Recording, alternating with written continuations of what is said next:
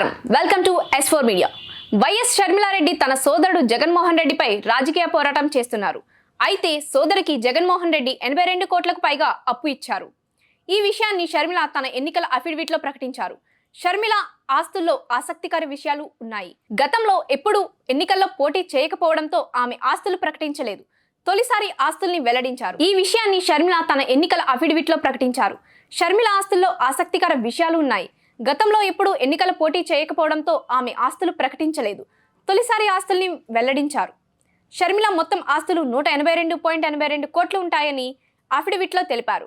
ఇందులో అప్పుల వివరాలు కూడా ఉన్నాయి. 82,58,15,000 అప్పును సోదరుడు జగన్మోహన్ రెడ్డి వద్ద తీసుకున్నారు.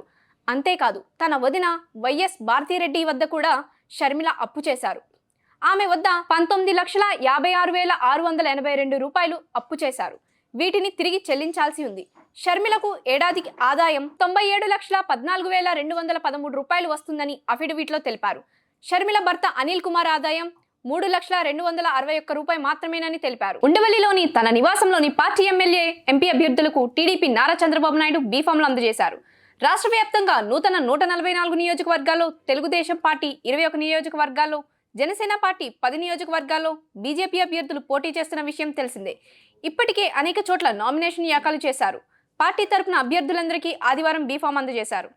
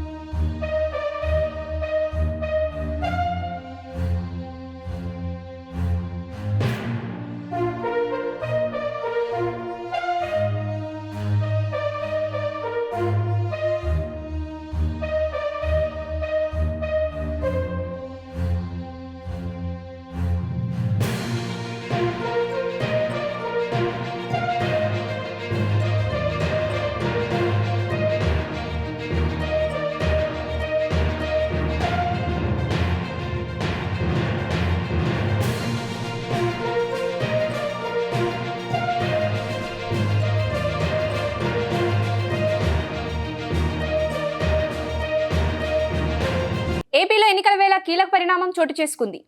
రాజకీయాలకు దూరంగా ఉంటానని ప్రకటించిన మెగాస్టార్ చిరంజీవి కీలక ప్రకటన చేశారు. ఏపీ నుంచి పోటీ చేస్తున్న కూటమి అభ్యర్థులకు మద్దతు ప్రకటించి అభివృద్ధికి బాట వేయాలని ఓటర్లను కోరారు. రాజకీయాల గురించి ప్రస్తావించడం అనేది చాలా సంవత్సరాల తర్వాత మళ్ళీ ఇదిగో ఇప్పుడే జరుగుతుంది. దానికి ప్రధానమైన కారణం తమ్ముడు పవన్ కళ్యాణ్, అలాగే చంద్రబాబు నాయుడు గారు తెలుగుదేశం నుంచి, బీజేపీ నాయకత్వం, వీళ్ళందరూ ఒక కూటమిగా ఏర్పడ్డారు. అది చాలా సంతోషం, మంచి పరిణామం. ఈ సందర్భంగా మరీ ముఖ్యంగా ఈ రోజున నేను ఇట్లాగా మాట్లాడడానికి ప్రధానమైన కారణం నా మిత్రుడు, చిరకాల మిత్రుడు సీఎం రమేష్, అట్లాగే పంచగల్ రమేష్ రాజకీయంగా అరంగేట్రం చేసింది నా బ్లెస్సింగ్స్ తోటి. అది తను. అలాంటి పంచగల్ రమేష్ అండ్ సీఎం రమేష్ గారు వీరు నాకు కావలసిన వాళ్ళు ఇద్దరు కూడాను అనకాపల్లి కాన్స్టిట్యున్సీలో ఎంపీ క్యాండిడేట్గా, అలాగే పెందుర్తి ఎమ్మెల్యే క్యాండిడేట్గా వీరు నిలబడటం అన్నది నాకు చాలా సంతోషంగా ఉంది. ఎందుకంటే ఇద్దరు చాలా మంచి వాళ్ళే కాకుండా సమర్థవంతులు. ఇలాంటి వాళ్ళు అలాంటి కాన్స్టిట్యున్సీకి, దాని అభివృద్ధికి ఎంతగానో దోహదపడతారు అన్న నమ్మకం నాకు చాలా ప్రగాఢంగా ఉంది. ముఖ్యంగా సీఎం రమేష్ గారికి కేంద్రంతో ఉన్నటువంటి సంబంధాలు, అనుబంధం ఇది మరీ మరీ ప్రత్యేకం. నాకు అది ఎప్పటి నుంచో తెలుసు. వారి గురించి నేను వింటూనే ఉన్నాను, చూస్తూనే ఉన్నాను. అండ్ ముఖ్యంగా ఆ కాన్స్టిట్యున్సీ, అనకాపల్లి కాన్స్టిట్యున్సీ అభివృద్ధికి ఈయన పరిచయాలు, కేంద్రంతో ఈయనకున్న సత్సంబంధాలు ఎంతో ఉపయోగపడతాయి. తద్వారా రమేష్ అలాగే మిగతా ఎమ్మెల్యేలు అందరూ కూడా ఎవరైతే అభివృద్ధి చేయాలి ఆయా ఎమ్మెల్యే నియోజకవర్గాలు అనుకున్నారో అవన్నీ కూడా సజావుగా సాగిపోతాయంటానికి దాని వెనకాల సీఎం గారి కృషి డెఫినెట్గా ఉంటుందంటే ఎలాంటి సందేహం లేదు. అండ్ వీరి నాయకత్వంలో మిగతా వాళ్ళ ఎమ్మెల్యేలు అందరూ కూడాను కలిసికట్టుగా అనకాపల్లి అభివృద్ధికి ఎంతగానో దోహదపడతారు అండ్ రిజల్ట్ చూపిస్తారన్న ప్రగాఢ విశ్వాసం ఉంది కాబట్టి వీళ్ళిద్దరి గురించి ఈరోజు ప్రస్తావిస్తున్నాను. మీ అందరి ఆశీస్సులు వీళ్ళకి ఉంటాయని ప్రగాఢంగా నమ్ముతూ సెలవు తీసుకుంటున్నాను. ప్లీజ్ వారిని గెలిపించండి. అనకాపల్లి నియోజకవర్గం యొక్క అభివృద్ధిని మనందరం చూస్తాం. అంతేకాదు నాది చాలా పెద్ద కోరిక, ఆంధ్రప్రదేశ్ అభివృద్ధి పథంలో ముందుకు వెళ్ళాలి. దానికి కానీ మీరందరూ నడుము బిగించండి.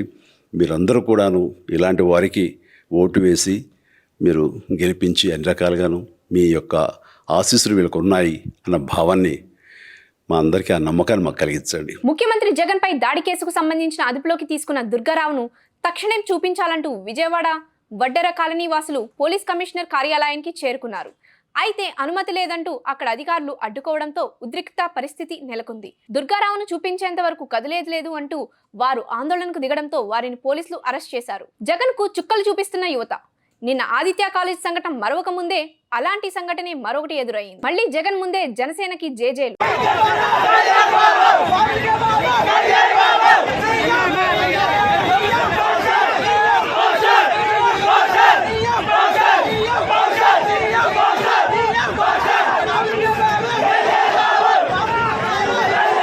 ముఖ్యమంత్రి జగన్ పై దాడి కేసులో పోలీసులు ట్విస్ట్ ఇచ్చారు. తెలుగుదేశం పార్టీకి చెందిన దుర్గారావును పోలీసులు అదుపులోకి తీసుకుని విచారించారు. ఇతను బోండా ఉమాకు అనుచరుడని, బోండా ఉమా ఆదేశాల మేరకే ఈ దాడి జరిగిందంటూ అధికారులు, వైసీపీ నేతలు ఆరోపిస్తున్నారు. దుర్గారావుని తక్షణం చూపించాలంటూ కమిషనర్ ఆఫీస్ను ఆయన కుటుంబ సభ్యులు ముట్టడించారు. అనుకోని విధంగా రాత్రి దుర్గారావు ఇంటి వద్ద దింపి వెళ్లిన పోలీసులు అతనితో ఈ కేసుతో ఎటువంటి సంబంధం లేదు అంటూ కుటుంబ సభ్యులతో సంతకాలు చేయించుకున్నారు. దాని మీద నిలబడ్డాను, కూర్చున్నాను. నేను కూర్చుంటే అక్కడికి వచ్చి దుర్గారావు మీరేనా, వేముల దుర్గారావు అని అడిగితే నేనేనండి అంటే, సరే రండి కార్ ఎక్కడ కొంచెం పని ఉంది మాట్లాడేది అంటే, సరే ఎక్కడికి వెళ్ళాలని చెప్తాం ఎక్కడని తీసుకెళ్ళారు. పోలీసు వాళ్ళు తీసుకెళ్ళి ఇంట్రాగేషన్ మొదలు పెట్టారు. దేనికి సార్, దేని విషయం అంటే జగన్ గారి మీద దాడి జరిగిన విషయం, దాని గురించి ఇంట్రాగేషన్ మొదలు పెట్టారు. పోలీసు వారు కూడా మొత్తం అంతా ఇంట్రాగేషన్ మొత్తం మొదలు పెట్టి వాళ్ళకి తెలిసింది ఏంటంటే నేను ఏ తప్పు చేయలేదని వాళ్ళకి కూడా అర్థమైంది. అర్థమవడం వల్ల వాళ్ళు కూడా నన్ను నిర్దోషిలా భావించి తీసుకొచ్చి మా ఇంటి దగ్గర అప్పచెప్పి మా ఫ్యామిలీతో సంతకాలు చేయించుకున్నారు. సీఎం జగన్ పై రాయి దాడి కేసులో బిగ్ ట్విస్ట్. సీఎం జగన్ పై దాడి కేసులో ఏటూ ఎవరు? సీఎం జగన్ పై రాయి దాడి కేసులో కొత్త ట్విస్ట్. అనుమానితుడిని వదిలేసిన పోలీసులు. అసలు కారణం ఇదే. సీఎం జగన్ పై రాయి దాడి కేసులో కొత్త ట్విస్ట్ నెలకొంది. నిందితుడిగా అనుమానిస్తూ విచారణకు తీసుకెళ్లిన దుర్గారావును వదిలిపెట్టారు పోలీసులు. ఈ కేసుకు ఆయనకు ఎలాంటి సంబంధం లేదని తెలిసి అర్ధరాత్రి ఇంటి వద్ద విడిచిపెట్టారు. మేమంతా సిద్ధం బస్సు యాత్ర విజయవాడలో సాగుతున్న సమయంలో సీఎం జగన్ పై రాళ్ల దాడికి పాల్పడ్డారు కొందరు అగాంతకులు. దీనిపై వెంటనే స్పందించిన ఉన్నతాధికారులు 20 ప్రత్యేక పోలీసు బృందాలుగా విడిపోయి దర్యాప్తు చేపట్టాయి. Cell phone location, call data, ఘటనా స్థలంలో సేకరించిన 3 రాళ్లపై ఉన్న వేలిముద్రలు ఆధారంగా దర్యాప్తు చేపట్టాయి. ఇందులో A1గా సతీష్ అనే యువకుడిని అదుపులోకి తీసుకుని విచారిస్తున్నారు. ప్రస్తుతం సతీష్ నెల్లూరు సెంట్రల్ జైల్లో జ్యుడిషియల్ కస్టడీలో ఉన్నారు. అయితే సతీష్ రిమాండ్ రిపోర్ట్లో ఏటు ప్రోద్బలంతోనే దాడి చేసినట్లు పోలీసులు పేర్కొన్నారు. దీంతో ఏటు ఎవరన్న కోణంలో విచారణ వేగవంతం చేశారు. అయితే సతీష్ రిమాండ్ రిపోర్ట్లో ఏటు ప్రోద్బలంతోనే దాడి చేసినట్లు పోలీసులు పేర్కొన్నారు. దీంతో ఏటు ఎవరన్న కోణంలో విచారణ వేగవంతం చేశారు. అందులో భాగంగానే అనుమానితుడుగా ఉన్న దుర్గారావును విచారణకు తీసుకెళ్లారు. అయితే విచారణ తరువాత అతనికి ఈ ఘటనకు ఎలాంటి సంబంధం లేదని భావించిన పోలీసులు శనివారం అర్ధరాత్రి ఆయనను తన ఇంటి వద్ద వదిలేసి వెళ్లిపోయారు. దీనిపై పోలీసులు స్పందిస్తూ కేవలం విచారణ నిమిత్తం దుర్గారావును తీసుకెళ్లామని, ఎలాంటి సంబంధం లేదని తెలిసి వదిలిపెట్టామని చెబుతున్నారు. ఇదిలా ఉంటే ఏటు ఎవరా అన్న దానిపై ప్రస్తుతం ఉత్కంఠ కొనసాగుతుంది. ఈ నేపథ్యంలోనే విచారణ ముమ్మరం చేశామని, త్వరలో ఈ హత్యకు ఉసిగొల్పిన వారిని పట్టుకుంటామన్నారు పోలీసులు. టీడీపీలో బగ్గుబన్న అసమ్మతి సెగ. చంద్రబాబు ఫోటోను చెప్పుతో కొట్టిన టీడీపీ నేతలు. మడకశిర అసెంబ్లీ అభ్యర్థిని మార్చిన చంద్రబాబు. డాక్టర్ సునీల్ కు బదులు ఎంఎస్ రాజుకు బీఫామ్ ఇచ్చిన చంద్రబాబు వైఖరిపై మండిపడ్డ డాక్టర్ సునీల్ వర్గీయులు.